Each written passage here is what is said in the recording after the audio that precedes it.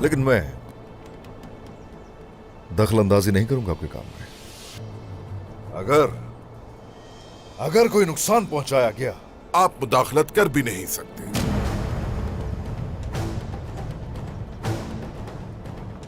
क्योंकि हमने हर चीज को एहतियात से शुमार किया है और जो जरूरी था वही किया है। या तो आप हमारा साथ देंगे या हमारे मुखालिफ होंगे, और इसी के साथ ही साथ हम आपको अपनी ताकत का हिस्सा भी देना चाहते हैं।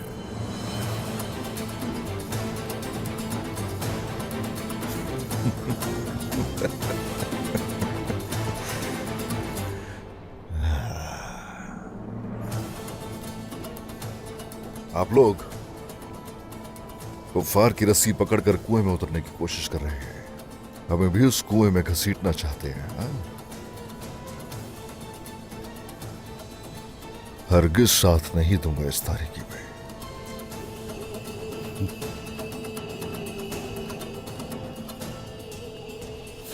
आपने हमें गलत समझा उस्मान सरदार।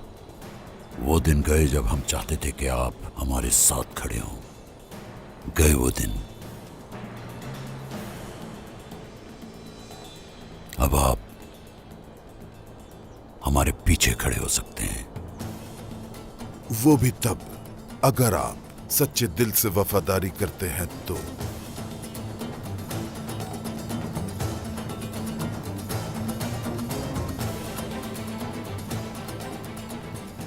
दिल से? वफादारी वफादारी सिर्फ साहिब हुक्म के साथ होती है। जहां तक आपके हुक्म की बात है, वो नहीं होता हम पर लागू।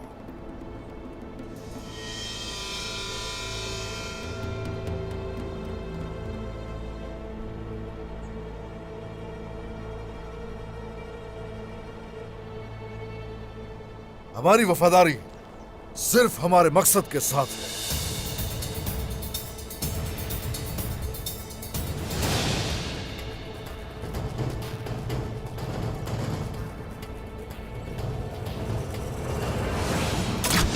सरदार, जाओ पकड़ो उसे।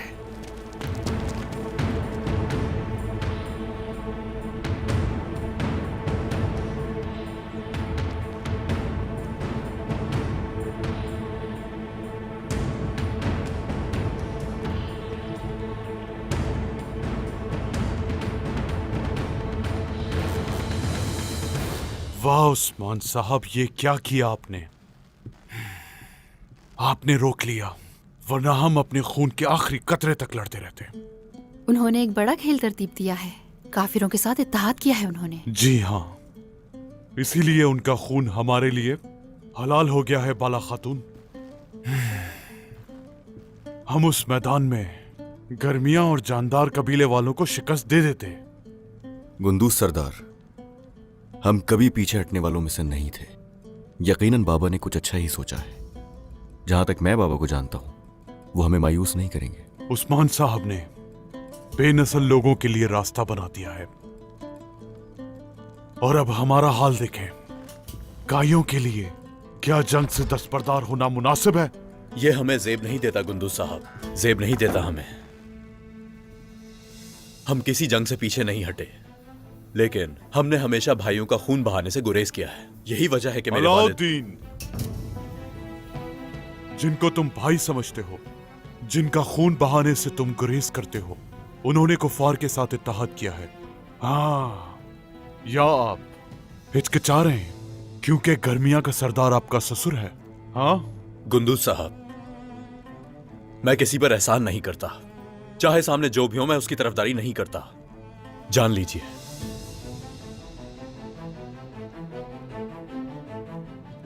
बाला खातून, मैं अपने कबीले जा रहा हूं। उस्मान साहब को इत्तला दे दीजिएगा। खुदा हाफिज। अल्लाह सलामत रखे।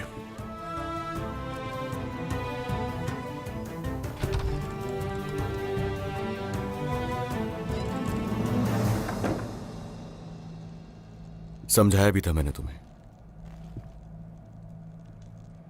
अगर तुम चाहते तो उन्हें नजरअंदाज कर सकते थे। क्या आपने सुना नहीं था ओरहान भाई? अगर जवाब नहीं देता तो क्या करता? इल्जाम लगा रहे थे वो मुझ पर। मैंने वो सब सुना जो उन्होंने कहा अलाउद्दीन। हाँ, मगर मैंने वो भी देखा जिस तरह तुमने उनसे बात की। गुंदूज साहब के गुस्से की वजह क्या है, जानना चाहते हो क्या? हाँ, तुमने जिस तरह से उनसे बात की थी वो उन्हें बिल्कुल नागवार गुजरी थी। मेरे बच्चों, आप दोनों पुरसुकून हो जाएं, ठीक है? अलाउद्दीन, तुम्हारा भाई हक पर है। गुंदूज साहब हाल ही में जो कुछ हुआ है उससे बहुत परेशान है। उनसे इस वक्त इख्तिलाफ मत करो बेटा, समझ गए? जल्दी से सोचो इस बारे में। ठीक है।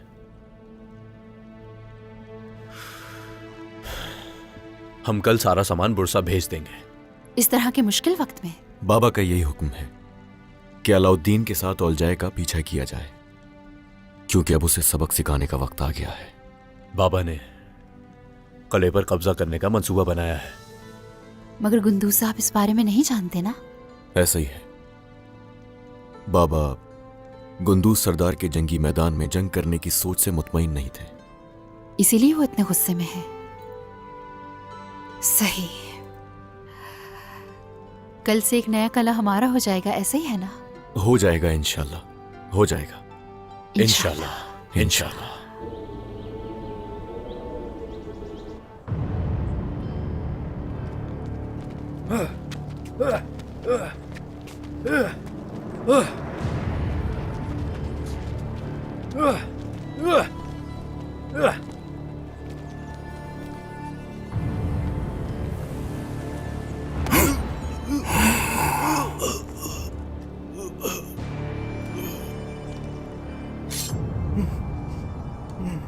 तुमने जो किया उसका अंजाम जानते हो।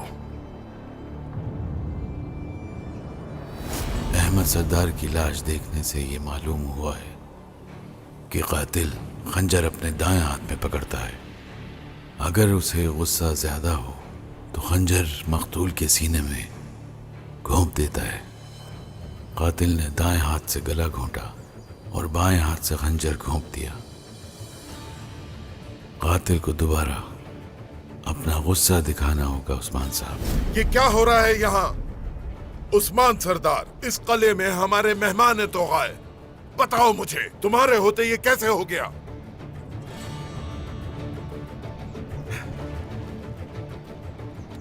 तो वफादारी ये थी जिसकी आप बात कर रहे थे इब्राहिम सरदार? बस वफादारी ये थी। हमने अपनी आंखों से देख लिया सब कुछ है।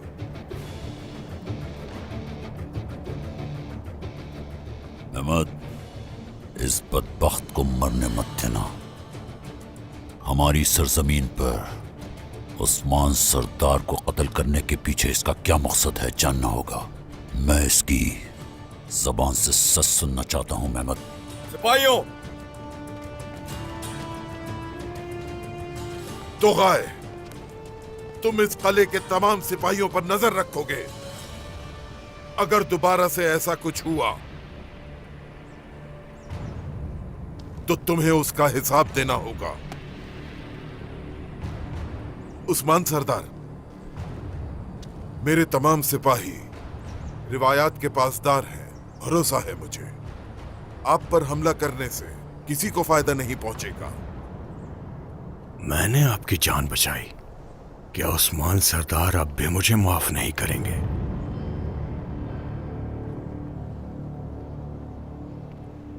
आपके सिपाही रिवायात के पाबंद हैं, ठीक है, लेकिन हम देखेंगे कि क्या आप रिवायात की पासदारी करते हैं या फिर नहीं करते हैं। हम देख लेंगे।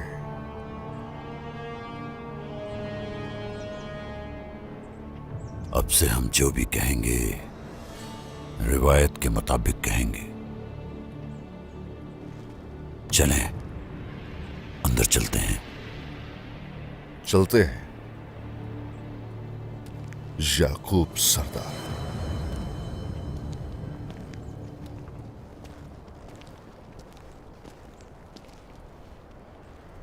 उस गद्दार पर खास नजर रखना।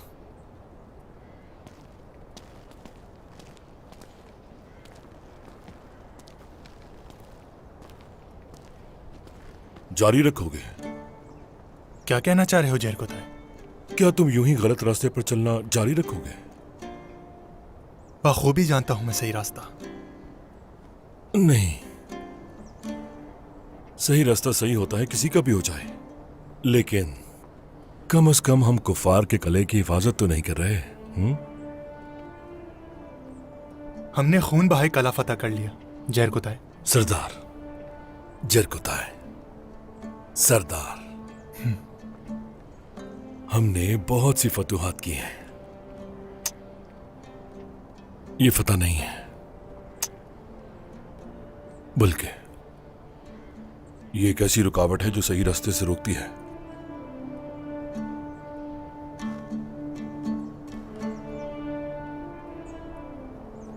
यहां तो हर जगह ही सलीबी घूम रहे हैं, देख नहीं रहे? इस जगह को अपना घर कैसे कहूं? अपने दिल पर हाथ रखो और अपने जमीर की सुनो तो जरूर समझ जाओगे, वरना पछतावे के अलावा तुम्हें कुछ हासिल नहीं होगा।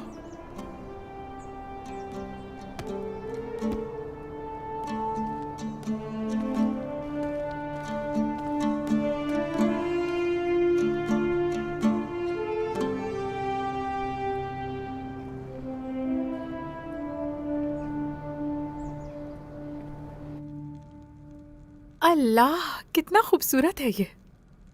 दुल्हन के मलबूसात का पहले ही इंतजाम कर लिया।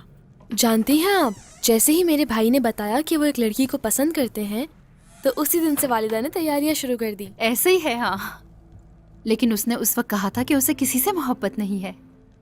अब हम इस सामान को तरतीब से रखते हैं। ये बहुत ज्यादा है बाला खातून। ये क्या कह रही हो मेरी बेटी? ये तो मेरे बच्चों के लिए बहुत कम है।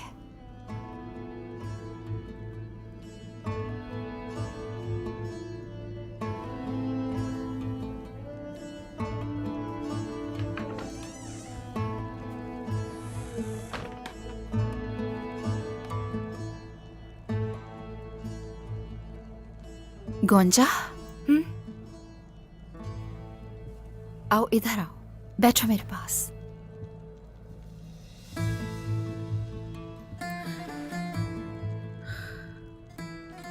मेरी बेटी, तुमने इस मोहब्बत के लिए बहुत सारी कुर्बानियां दी हैं। मैं जानती हूँ, अंगारे जल रहे हैं तुम्हारे दिल के हर गोशे में, देख सकती हूँ। क्या ये आग कभी नहीं बुझेगी?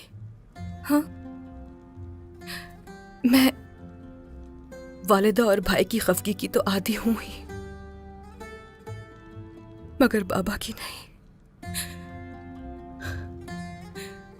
हर दुख में, हर मुसीबत में भाग कर उनके पास बना लेती थी मैं। अब मैं उस परिंदे की मानिंद हूं जो अपने घोंसले से गिर चुका हो।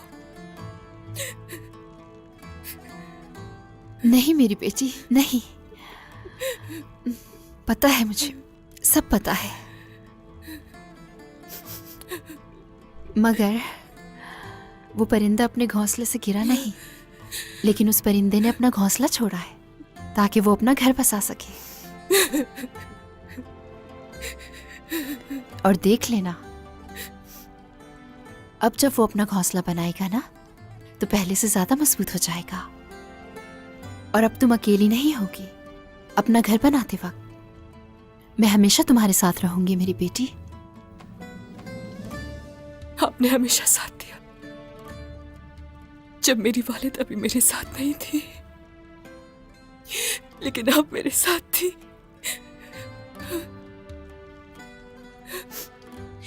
अगर आप मुझे इजाजत दें तो आपको वालिदा कहना चाहती हूं मैं।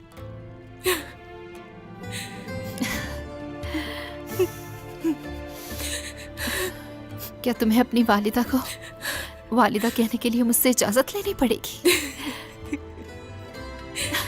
ऐसे ही हंसती रहो, ऐसे ही।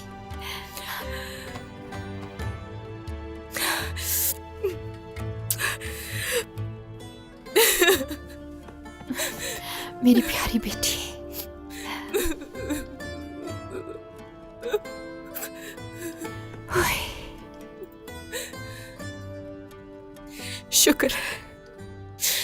शुक्र है आप अलाउद्दीन की वालिदा हैं। शुक्र है आप हमारे साथ हैं। बाला वालिदा, तुम्हारा भी कहना। बाला वालिदा। हाँ हाँ।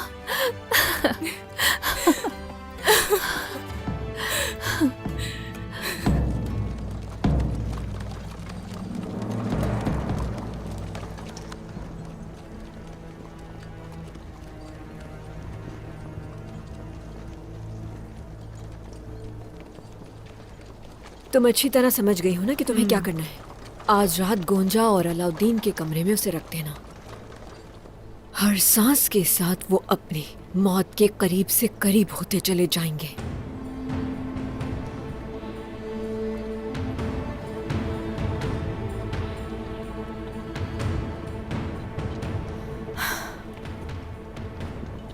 फिर से आ गई ये खातून? यकीनन ये किसी नेक मकसद से नहीं आई।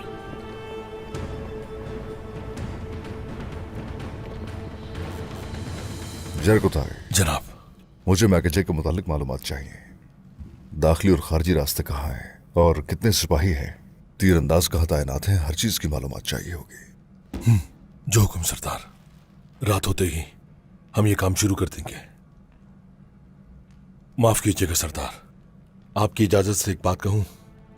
हमने तमाम जंगजों को कबीले भेजा। जाहिर है कि हम इनका मुहासरा नहीं करेंगे। सरदार, यकीनन आपके जहन में कुछ चल रहा है। बहादुर कौन है, कौन बुज़दिल है, देखेंगे। बहुत एहतियात से कदम उठाना होगा। वो ये दिखावा कर रहे हैं लेकिन अंदर से हंस रहे होंगे। इनकी खसलत से बहुत अच्छी तरह वाकिफ हूं।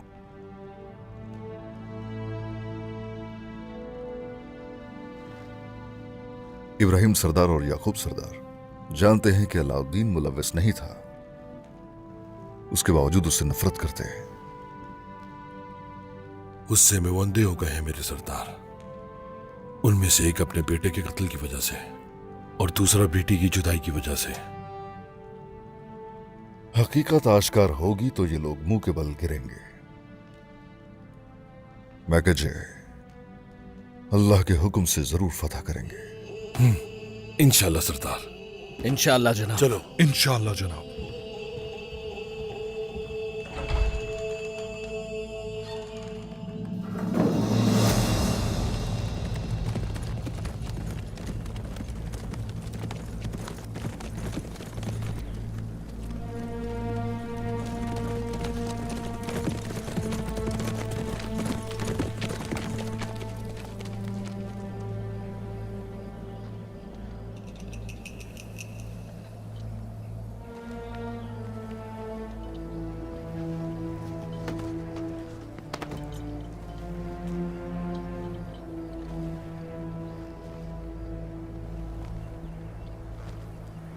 कोनूर सरदार। शहजादे।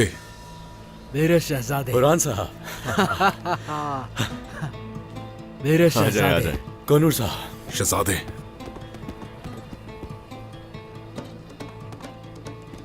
माशाल्लाह। हाय माशाल्लाह। हाँ उस्मान सरदार, जरकुताई, सब ठीक है ना? सब कुछ ठीक है। ठीक है, अल्लाह का शुक्र है। इब्राहिम और याकूब सरदार ने हम पर भरोसा नहीं किया और उनके पास जाने नहीं दिया। मैकेजे के बारे में जब इल्म हुआ तो देर हो चुकी थी। लेकिन उन्होंने जो गद्दारी की है उसकी सजा तो मिलकर रहेगी। तब ये शकूक हमसे दूर हो जाएंगे। सारे शकूक दूर हो जाएंगे और एतमाद बढ़ जाएगा। ओलजाए को पकड़ने के बाद वो भरोसा दोबारा कायम हो जाएगा जो पहले था, और हर चीज पहले की तरह बिल्कुल सही हो जाएगी। हाँ इंशाअल्लाह।